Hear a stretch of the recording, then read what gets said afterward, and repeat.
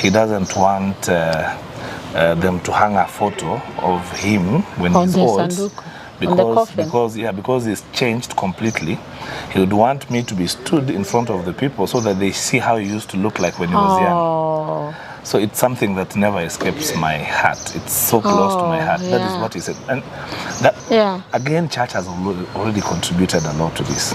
The church, because you know, you cannot be selling the value and the church value and the faith and everything, but all the other times you're preaching, you know, these witches, you must stop witching, without tangible evidence. It's young, but I hope I'll get as much life to see, and we'll see with my colleagues. Yes. These very children that we have left in our homes with the workers and the local schools are going to be our leaders in future. They're the ones who know how things should be done. What would I say? I think some demonic spirits or things like that. Like when you take your own to the cemetery, it's like you have neglected them, you've dejected them. So, mtu atakwambia hapa in Swahili, nimemaliza shamba lakini nimebakisha kaburi langu. I've left my where I will be buried. So you have a family of 15. But as young people, just as we began, is that we really don't have an option because the future that we were being told is here. It's not a lie, it's here. I remember seeing our parents young. They have aged, they are phased out. So the truth is we have a lot to do. We have a lot to think about. We need to get to share. We can't wait for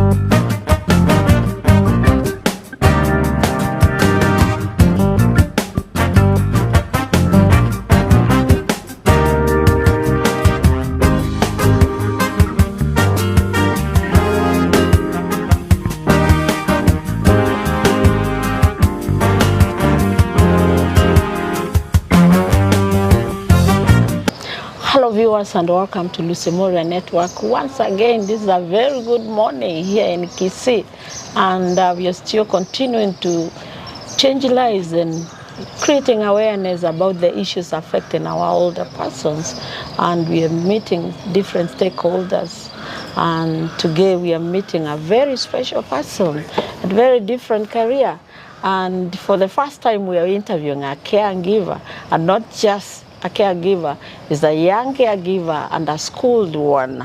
And this is a person who is a physical planner by profession, who has been taking care of his parents and grandparents, and he seriously took care of them. And he asked this question, does he have any other option? Can you imagine a young person thinking he has no option but to take good care of his parents? With us, we do have Lamek Machuki Nyariki. Yes. Good morning. Morning to you. How are you today? Fine, thank you. Yes. And thank you very much for the opportunity to host me. Yes. And I appreciate the amazing work you're doing.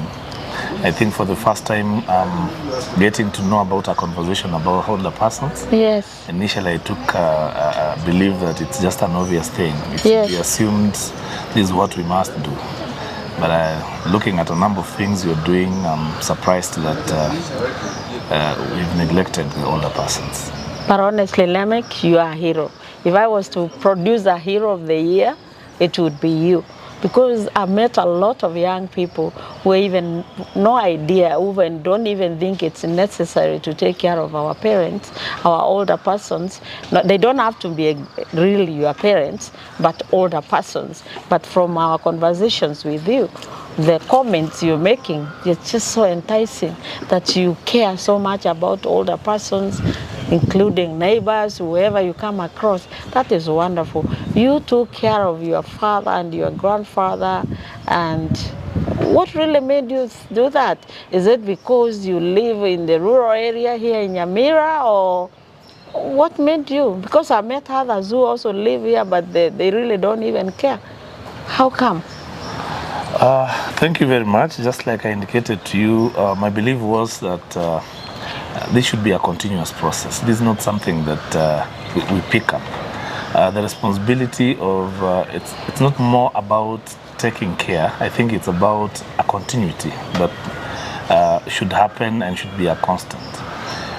For me, I don't find it as a big thing. I find it's a lineage that is ongoing, and probably these would be my expectations of on my children. Probably what made me do this, I think, first, because it's an issue of a question, I find it from the fond memories of my father, of the grandfather, and how they used to be together, and the things he learned from him till his grandfather passed. And he would tell us stories, how he used to live, how he passed, how the burial ceremony was done. In fact, I remember him indicating that one of my grandfathers was not able to go there because they used to do it like immediately. Yeah. So it's something that was touchy. Then I remember him telling us stories about how his grandmother used to feed him from the palm of his hand to make sure that he's okay, and he would want to check where he is, and he would tell him to work so hard. And even where we live today, it was motivated by the grandmother. That you see, the grandmother at that time was living with the last-born son, who's now late grandfather also. And you are last-born? I'm a last-born, yes. Okay. So that is late. And actually, my father's grandmother was buried in the last-born's home, scheme. Yeah. So I remember my father saying the grandmother used to encourage him and tell him, wewe ni mjinga. You're living with your uncle here and you're not focusing on how your family will be and your children. Unakaa kwa uncle yako too, so you need to get yourself something. Yes. These your uncles are wasting your time. You need to get yourself something. Yeah. And I really figure that as a big blessing to my dad and my family, and I value that old age, and I think of it till today, that she was not old. She saw ahead. She knew a number of things that would happen.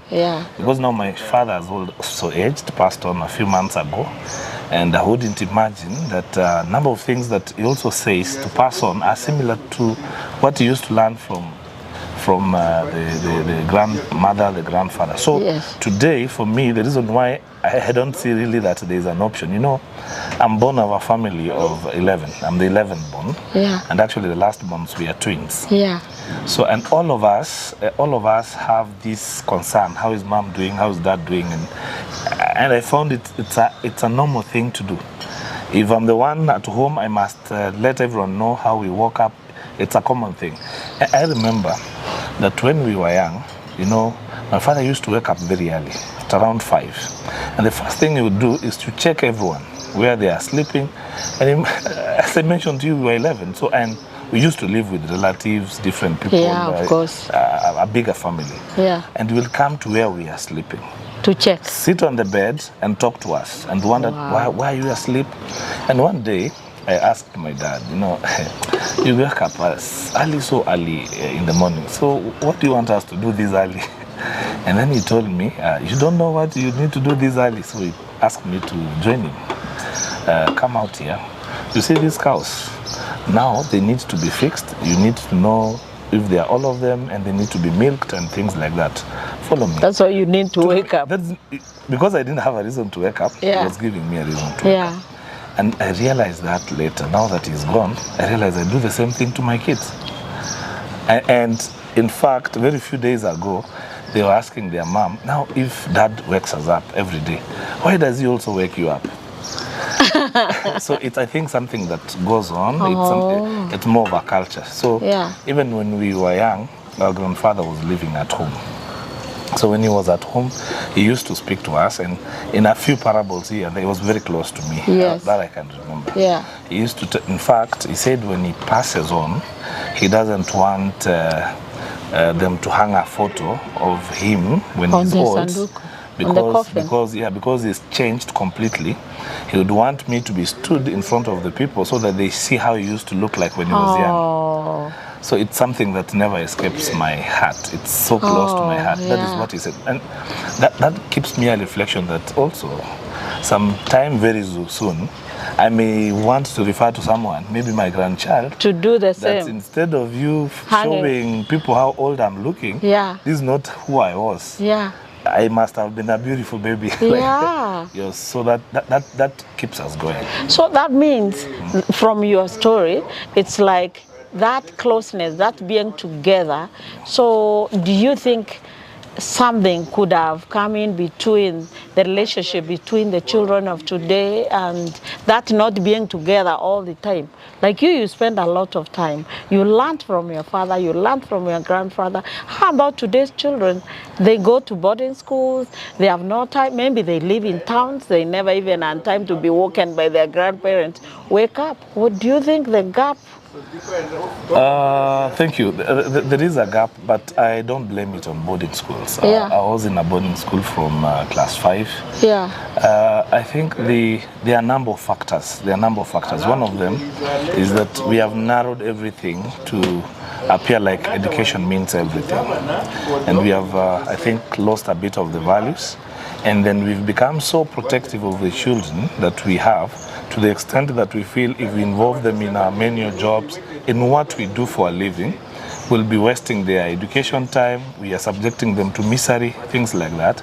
And these are the things that they learn and they look up to us. They want to become who we are, they want to know where we've come from, and they be a part of that story. So we have socially disconnected them from us. However good we appear we are, we think we are protecting them, but we are making them lose value. Even at home, they can't even wash a plate or a cup. They can't do that. And if they do it, you'd wonder, hey, what are you doing? Our maid is here. So, you're supposed to they eat and finish eating, they leave the plates on the table. There's someone else who's supposed to do that.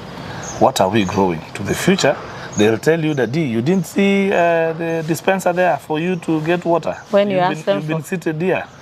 Instead of them knowing where you've been sitting, you're feeling okay, or what has been happening, and they get you some water, that is not their responsibility anymore. But again, I guess when we are young, we as young parents now, I think we have a lot of energy, a number of options. We can be away from kids, and we think that all they need is money. That is what they will reward us with when we get old. We think everything goes with money. It doesn't. The bond is most important. In fact, I remember some time, and this is something I would share with my friends. I would go sit with Mzee, and sometimes I'm not very sure if I should agree with everything he said, even if it's not correct, in my opinion. Because if I differ with him in opinion, he'll figure out and think, this guy does not respect what I'm saying. So it's up to you to figure out, Mzee, the way we've grown with him, he cannot do this, he cannot agree with that. And you know, my dad was a bit different. Yes. He was not a quarrelsome person, but he would make a position known. And if you disagree with it, you'll go quiet. You'll make your decision by and that is something that would keep haunting you. Yeah. And I think it's a character that he also picked from his father and So now, do our kids know us? Do they know our extent? Do they even understand you? Do they understand us? That is an issue. But again, also, I think as parents sometimes we get too careless. Kids don't forget some actions. You hear a bit of friend stories that you see, our father neglected us. My mother. That's what they say, My mother struggled so much. Yeah. So really, I don't feel why I should do anything to this Mzee. So when you say care, what kind of care were you giving to your parents? Is it like feeding them, washing them? What did you really do until their last breath? Let me begin here. I think just like... Because people will be wondering, what you are a man, like you're an African man, there are some things you wouldn't do. So what did you do? What would you like others to do?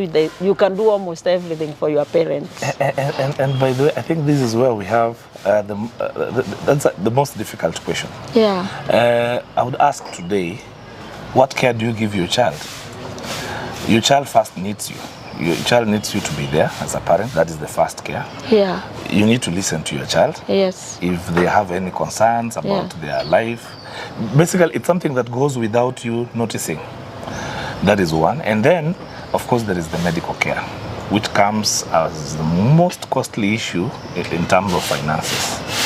And I would want to indicate that my role as I would say here, and it's something that has kept my head rolling, that my father was a career teacher all his life from the age of 23. Yeah. And Mzee retired when I was in class 3. That is when he retired from Because you are last born. I'm last born, and I'm happy to Number 11. Number 11, they call me excess in my home. Yeah. And of course, I'm the biggest. In body size. They assume that I took everything. I remember when I was in school, in class 3, when my father retired, he talked to me. He told me, you know, as my child, you're disadvantaged. I wondered why. Oh. He told me the reason is I have had a lot of energy. I've sent your other siblings abroad. I've taken them to school. But for you, you may not get all that energy from me. But look here, I have a lot of land. I have a lot of property. Focus on your academics. Do whatever job that is here. But even if I'm not there, because then he had become diabetic, and at that time, you know, he was scared. He would die anytime. People used to fall down and die because they didn't know how to manage it. Yeah. So he was a bit scared then, and it scared me. I wondered, also Mzee could die, and he told me, even if I died, your mother is here, and you can stay here at home. You don't need to go anywhere. Yeah. So it gave me a sense of ownership that this is home. You know, I have nowhere else, and this home. You also have a stake here. A stake here. I have a role to play here. Yeah. That was one very important thing that kept me going. But again, that put in my heart something that I felt. The sacrifices that my father kept me giving, my mother going to the shop, I wondered, now why did I become a last born? Because I may end this life without ever returning anything to my parents. Oh. So the older ones have an opportunity. They come home with shoppings. They come home with something. They can take mom to hospital or my dad. What will be my role? What would I do ultimately? Would they die? While I've not done anything to them. And that is why, as we had a conversation yesterday, I've never dreamt of being away from this country because I wanted to be close to my parents. Yeah, you told me you went out of the country and came back. Many people are dreaming how they can go to America, just like me, you went and came back. In fact, most of my colleagues at work then used to say that when a Kisii goes to the US, they don't come back. But you did. I did, and you know, even a few friends said I was deported, and they wondered why I came back. Why would you come back? Why would you leave a lot of things there and come back? In California. So, but when I was there, what I would remember, the last thing I would imagine is that I would be separated from any of my parents, and I will be away, and I will be told later, you see, your father passed, your mom passed. So that was the last thing I would imagine. So tell us your experience when you were there and what you were thinking about your parents and what really made you come back.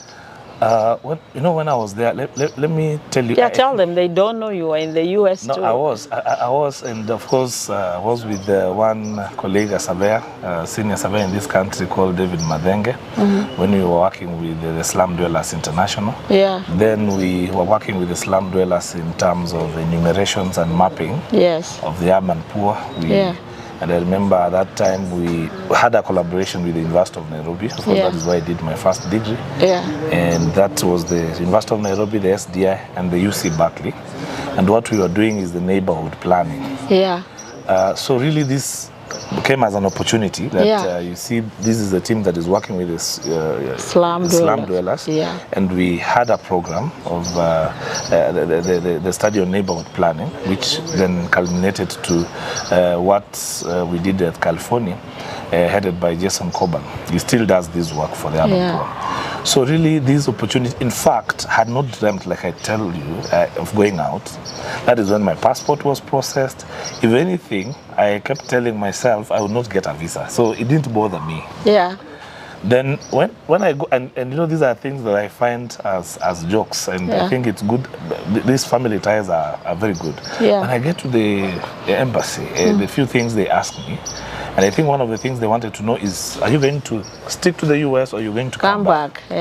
Are you being mistreated here? How is your job like? I loved my job. Then the question that gave me a visa was a very simple question. They asked me, when is the birthday of your firstborn child? It was 2 days. In fact, I was doing an interview on 23rd of March, and his birthday was on 25th. It was going to happen in 2 days. And I would remember it, like it was not an issue. This is a serious father. I would remember it. It's happening in 2 days. In fact, I told him, if you have time, you're welcome for the birthday. And he told me, congratulations, welcome to America, you get your visa on this day. But as I was going, you know, it came to me as a surprise. I thought I would be told, no, you guys, you're not you're ready, a young person, you go back. So when I go to the US, when I got there, I tell you the truth, I used to cry. I used to cry, and Jason Coburn found out that I was not really You're very comfortable. uneasy. I was uneasy. He used to take me to a number of places here and there, the Golden Gate, and talk to me. I used to talk to Madenga. I look at him like this, and of course, Madenga was also a family man and close, but he didn't seem bothered. So for me, I was wondering, I'm very far away from my family. Parents died? Very far away. Even if I decided to walk, even if I disagreed with anyone, I cannot walk. I must get to a plane for several hours. So the tie, the feeling, the missing my mom. And you know, my mom came to escort me to the airport, and she told me, Lamek, are you really going to come back? And I assured her, I have to come back. There's no way I'll stick there. So I think what made me come back is that tie. And by the grace of God, after I came back, I got engaged at the county. So this is my home county. This is where my parents are. I remember one of my uncles, based in Nairobi, was very happy. He said, I'm very happy for my brother. Because now you are going back home. And that is what he has always wanted. So you are always around home? Yes, home. Here. So Lamek, being a serious physical planner in this country, and I'm glad you were brought in your county, the county of Kisii and Nyamira, and these are your people. And the worst news always we have, it's the elderly being killed because of land issues. What is it exactly that is going on here in Nyamira and Kisii? They were wamechomwa, ni warogi, ndio, but eventually we hear it's because someone wanted their land. Is the land not vacated? Is there anything that should be done so to avoid this? It is a very sad story. I would say a very sad story. That even this concept of a witch, when you turn old, you know, you're very beautiful now. When you turn old, probably you look with gray hair. You have wrinkles, you look ugly. I think there's a concept that any ugly person should be a witch. That is one. And then second, is it by the Kisii culture? I think just like we have been brainwashed to think that black is inferior. It's the same thing that when you're old, you could be a witch or anything associated. Because you see, it is not possible, like myself at my age. My mother has sacrificed to raise me. She's the one who's raised me from, I'll say, 0 age when she was to now. Too, Then when I get married, I get children, then she bewitches my children. How does she become a witch? I know. Why didn't she kill me when I was younger? And when our kids were born, like my mother has been very supportive. When they are born and when they grow up, they're the ones who make sure they get the right medication. They look at the child and they say, no, this one, the eyes are not very okay. We need to have a... Because they have experience. Because they're experienced, but you know, they have love. That is the most important thing. Of course, love. And even as I'm old, as old and educated as I am, I've never believed there is a woman who knows the health of any child more than my mother. I've never believed that. And in fact, at one point, one of my kids was very sick. And I told my wife, if my kids have to die, they have to die in the hands of my mother. Because if they die, it means the same way he took care of me is the same way he will take care of them. So she won't allow them to die. That is what and you know, she cried. I told her that. I thought it's not possible.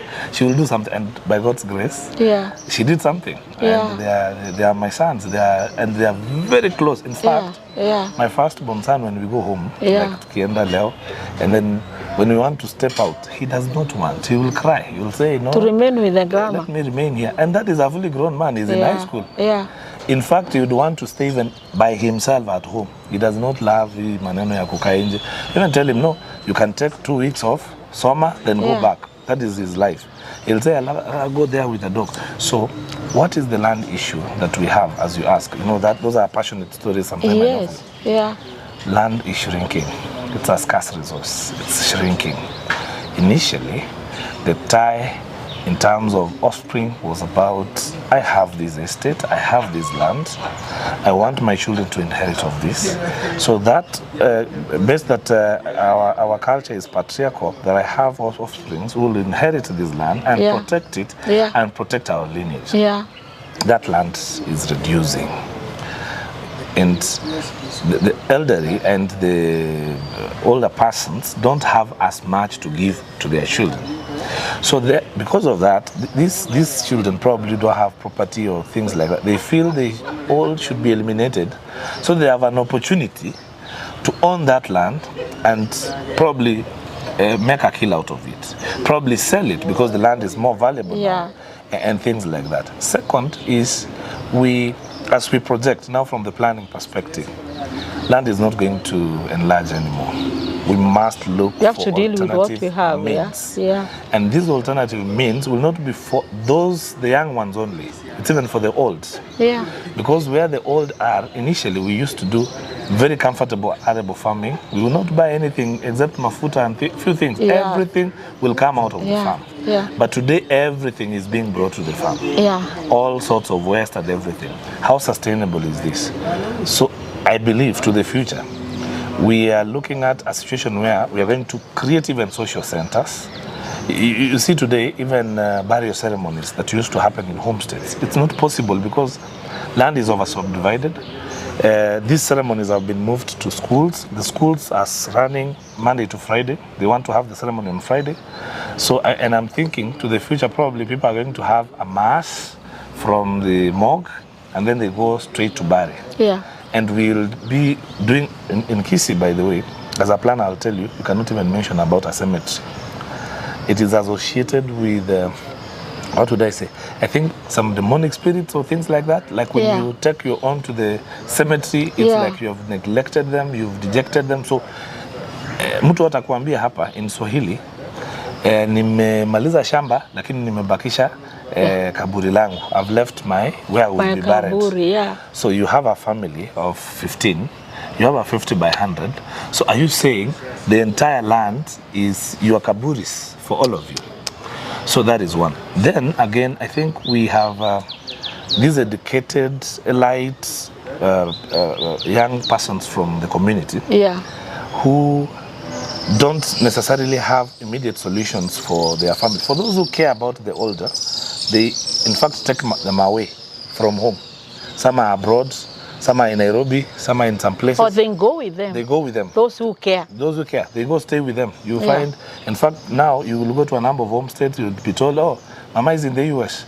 The other one, been. Yes, the Mama is in Nairobi, Mama in somewhere. But the few who don't have such opportunities will not get medical care.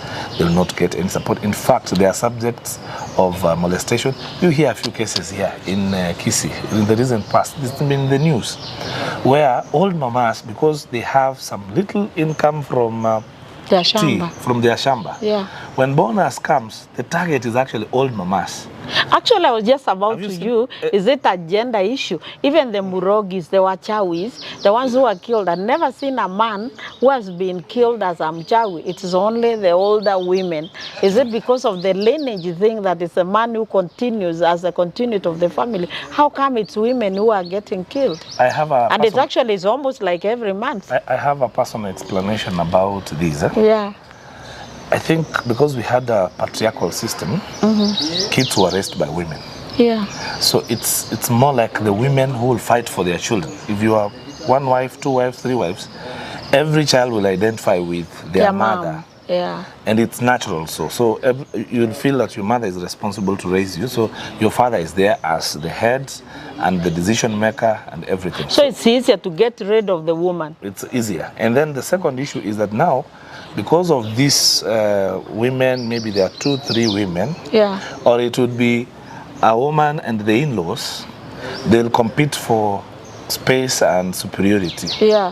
And you'd find that because we don't have as much, number one, illiteracy is a complicated thing. Number two, we don't have a lot of resources.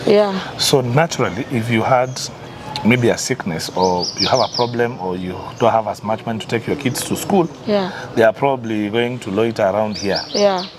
And when they go to school, probably come back complaining, you know, when I look at the board, my eye does not, it starts to cry. Yeah. Then instead of you getting medical attention for that, because it's a common ailment, Yeah. people have that problem of vision. Of course, yes. You'll find someone to blame on it. You'll say, no, I think it's your aunt. Your aunt, the way lately, did your cousin come here and take your book? Those theories. Wow. And you know, anytime, and this is my belief, anytime a child believes that they are bewitched, you know that forever they will have hate in themselves. And they are sure that the person who is bewitching them. They will forever harbor hate. They will not work. In fact, now they will not, if I'm bewitched, I will not pass in exams. Yeah. So they will be there with their mother telling them that is bewitching you. Ultimately, there will be poverty. Yeah. So when this neighbor's son comes with a Range Rover from their normal business they are doing, they will be blaming the aunt who bewitched them. And there was nobody who bewitched them. So and ultimately what happened? It's eliminating them, because feeling that we want to take away this problem. If this woman would come out of this place, we will get better. We will not be bewitched. That is one. And another thing, I think, is a conspiracy. The conspiracy. You see, if a mom is there, they will protect all their children.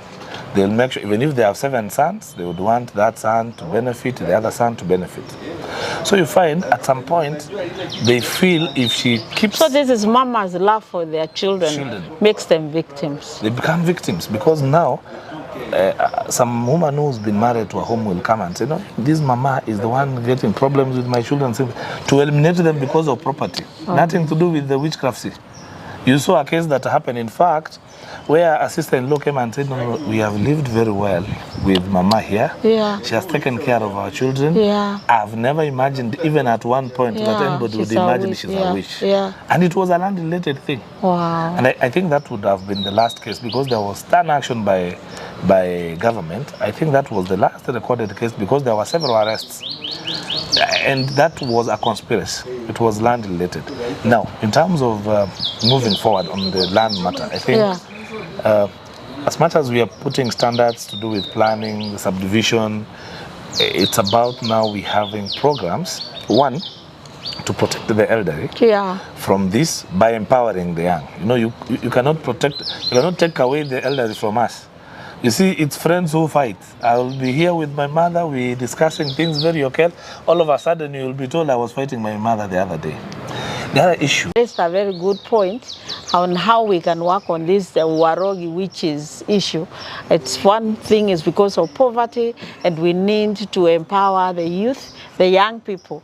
I was wondering, as a county, because actually this is more rooted in Kisii and Nyamira, and the whole country knows that, and these are some of the reasons we are here, to rescue the older persons. What do you think as a county, because like homegrown issues, they need homegrown solutions. This, you know all these things. You know it's not even true. You know it's because of land issues. You know all these problems. What do you think as a county you can do? What programs do you think should come up, or maybe even policies you think should be, should come up in Nyamira and Kisii to save the lives of the people? Because honestly, it's not going to kill people. Yeah, what do you think should be done? What do you think has really contributed to this? Thank you very much. I know there is a lot the government needs to do, and of course we have a whole department that deals with matters, culture and things like that. And the reason is that this department is also there because there is a gap. We have a gap in terms of culture, in terms of what we believe in. In my beliefs is that we run a secular government which respects the rights of individuals, to protect everyone across boards. We cannot run a subjective government which is biased to some beliefs. Yes. Today I would tell you for sure, I have a problem with how the youth, how everyone else are alienated with the belief that if they have a misfortune, if they don't have a job, it must be attached to someone older, and that would be a woman from their home.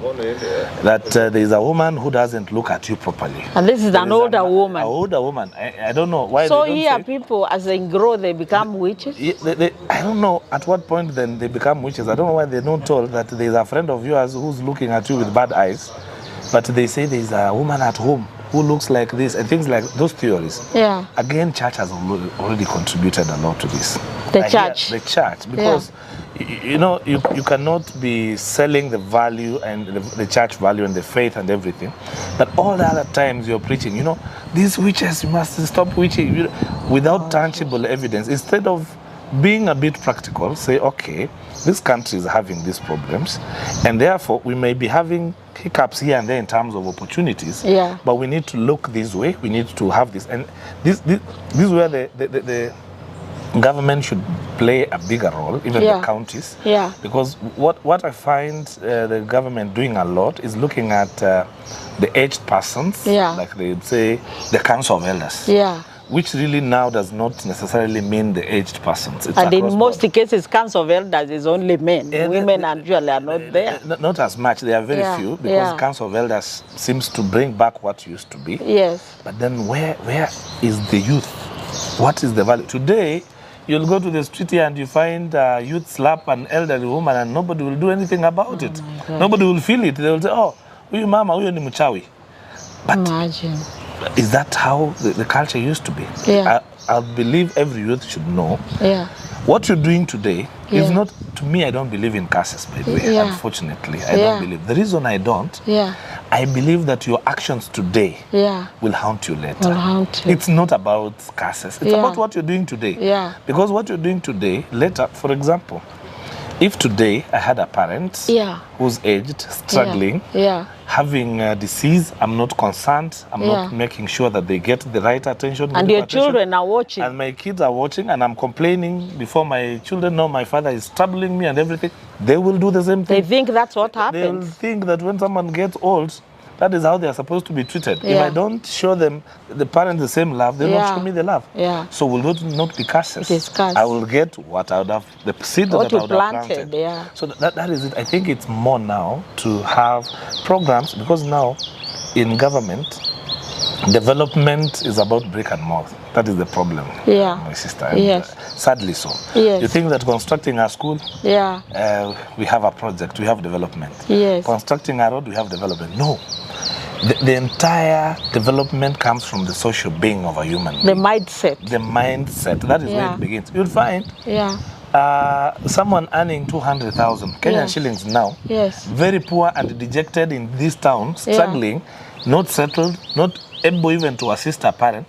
But as a farmer, a farm for liver, who's farming, doing basic farming things, will carry their mother from that village, come to town here for medication. It's not that they have so much money, but they have care. And this is what we must build. So it's not just about big money, it's not big, this money, big cars. All this time, money has been mobilized for education. You ask most people how they went to school. It was a communal issue. It was not, they will not tell you that, you know, my father was, it's Arambes. He said, we have gotten one of our sons as a part of opportunity, we need to take them somewhere. Watu wanakuja wote, and they'll feel happy. We have sent one of our own somewhere. That was a communal response. So when you come back, you get opportunities. You need to look at these people as your own, and whatever that, that is what used to happen. But today, it's individualism. Mtoto wangu wasijui yako wapi. So that if my child has to succeed, I must hide them in some Luo school, in some Kikuyu school. So you find the schools that are in our community places here, they are dying. They are left for what workers, the people, the workers, the children lowest. Of the workers. And I want people here. I may be young, but I hope I'll get as much life to see, and we'll see with my colleagues. These very children that we have left in our homes with the workers and the local schools are going to be our leaders in future. They are the ones who know how things should be done. The children we have sent out, if they manage to get money, we'll be sending you M-Pesa, if they will be M-Pesa. Those kids who will be home will be the most successful. They'll be the ones who know ways things should be done. And therefore we need to have a way to bridge this gap, to ensure that our children learn this. The only way to protect our children is to expose them to do what we also do. Let's not hide them, let's not blind them. Ultimately, they will lose out, and we will be the ones to suffer. They will not have anything to pass on. They'll be your undoing in the future. They will not have anything to pass on. So I'm so happy for what my parents have done to my kids. Because, by the way, my father would talk to my sons. And all the time, they will tell you, no, Daddy, but Sokoro told us this. So they have that attachment to whatever they were told. They believe it. Even choice of school, even get some story about the...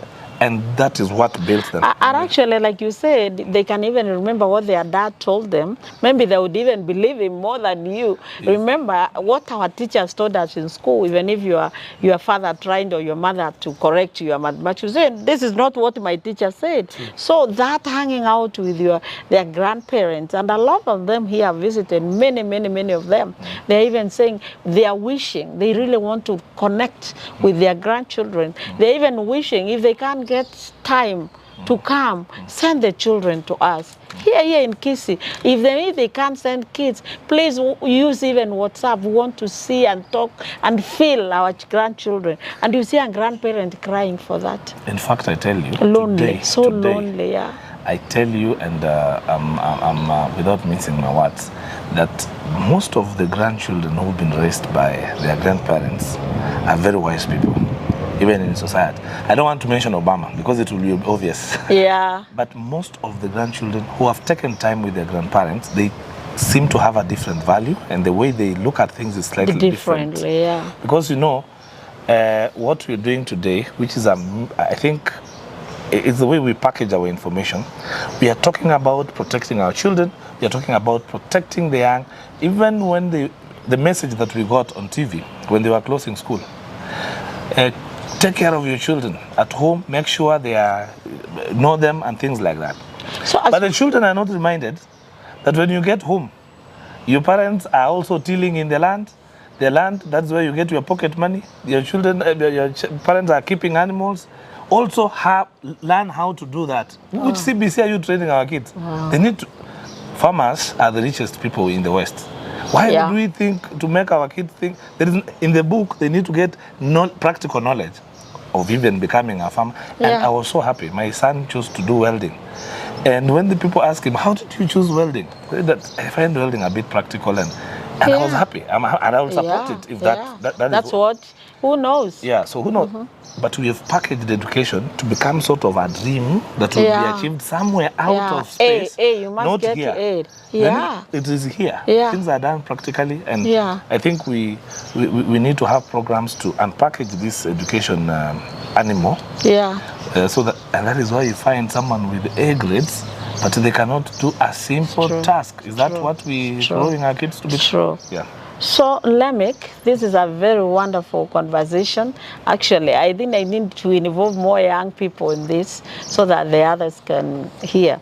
And I would like you to look at the camera now, have a word with the young people like you or younger, and also men, all men like you. You are a father who is a very responsible father from the way you're talking and from the way I know your family. Can you talk to them and tell them what they can do as you are parting short? Thank you very much. I'm flattered, but for those who know my family, they know I am a responsible father. But as young people, just as we began, is that we really don't have an option because the future that we were being told is here. It's not a lie, it's here. I remember seeing our parents young. They have aged, they are phased out. So the truth is we have a lot to do. We have a lot to think about. We need to get to share. We can't wait for any longer to learn that we have a responsibility to take care of not just the older persons, but everyone within the family must get protection. Because the protection we give now, we are safeguarding people for the future generation. The kids we are growing now are us to the future. Let's look at ourselves. Is this what we expect of our children? If it's not, we must do a reflection. Let's get together. Let's support our families, our parents. They need us. Let's not look at them as defaced. They were once as beautiful and handsome as we are. So we are getting there. And in fact, let's not be shocked. Some of us may think we are young, but very soon we are getting to that old age. And probably something to the government is we need a bit of looking into how we are taking care of the old, especially career servants who've been getting social protection in terms of NHIF and everything. When they retire at 60, they have nothing, and that is when they need that cover most. is there a way we can have a policy so that even if there is not so much presented to the civil servants now, that at least when they get out of service, they are able to get medical care. So that is my take, and thank you very much for the opportunity to share. Thank you so much, Lemik. That was a great conversation. Lemik from Nyamira County, and he's talking to the government, to the younger people. And remember, this is a time you can do something. This is a time you can make a difference. You, the person in the office today, you are the older person, you are the retired man or woman of tomorrow. So do something. Governors, MCAs, our members of parliament, you are the older persons of tomorrow. Make laws that will work for you also. And as we always say, let us stand by our people, our older persons, stand by them, stand for them, and with them. My voice, our voices, are the voices of the voiceless. Thank you.